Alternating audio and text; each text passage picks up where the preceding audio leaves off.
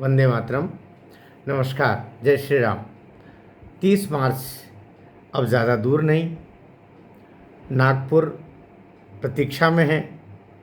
नागपुर प्रतीक्षा में होने से पहले जो स्थितियां बनी थी वो सब अनुकूल होती जा रही।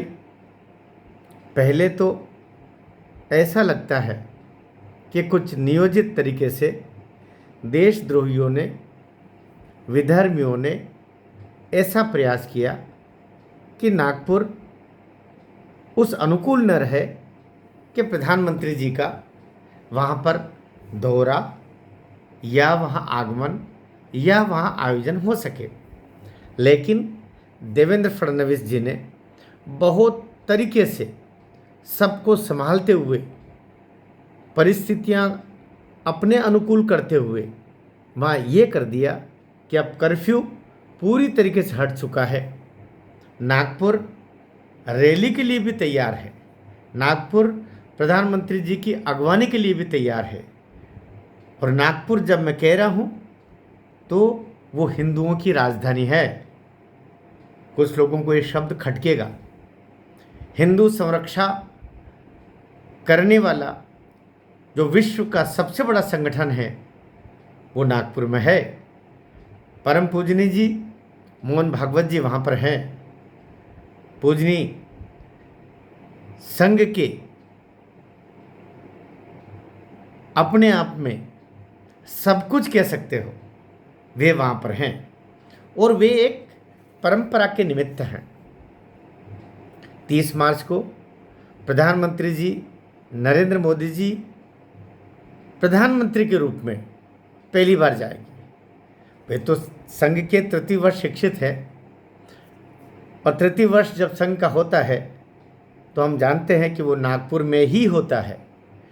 प्रथम वर्ष आपके अपने क्षेत्र में, आपके प्रांत में कहीं भी हो सकता है, लेकिन द्वितीय वर्ष सामान्यतया आपके प्रांत से बाहर, आपके क्षेत्र से भी बाहर कई बार होता है, लेकिन तृतीय वर्ष तो नागपुर में ही होता है।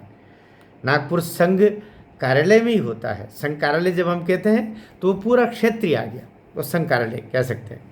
तो वहाँ पर माननीय मोदी जी का पूरा जीवन प्रचारक के रूप में बीता है, संघ के आदेशों के परिपालन में बीता है। वे वहाँ 30 तारीख को जा रहे हैं।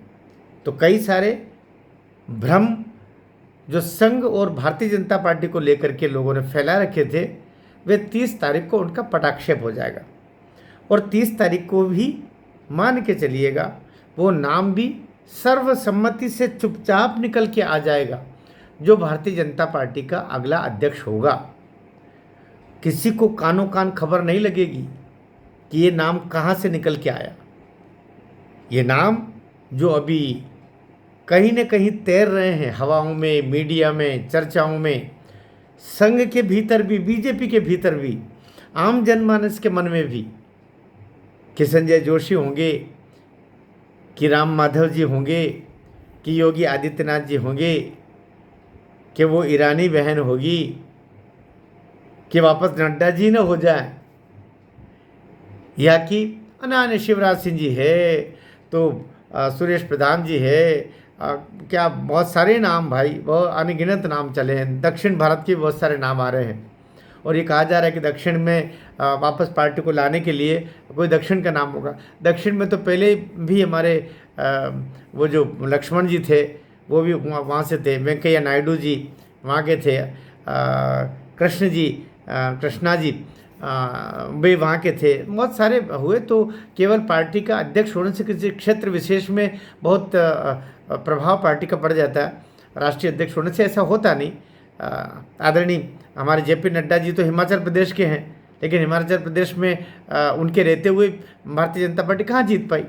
तो पार्टी अध्यक्ष का ये होता भी नहीं है और ऐसा मानना भी नहीं चाहिए कि उनके होने से उसका बड़ा असर पड़ जाएगा। थोड़ा बहुत असर पड़ सकता है, लेकिन बहुत असर पड़ जाएगा। ये कुल मिलाकर के एक गलत नैरेटिव पर चलना जैसा है।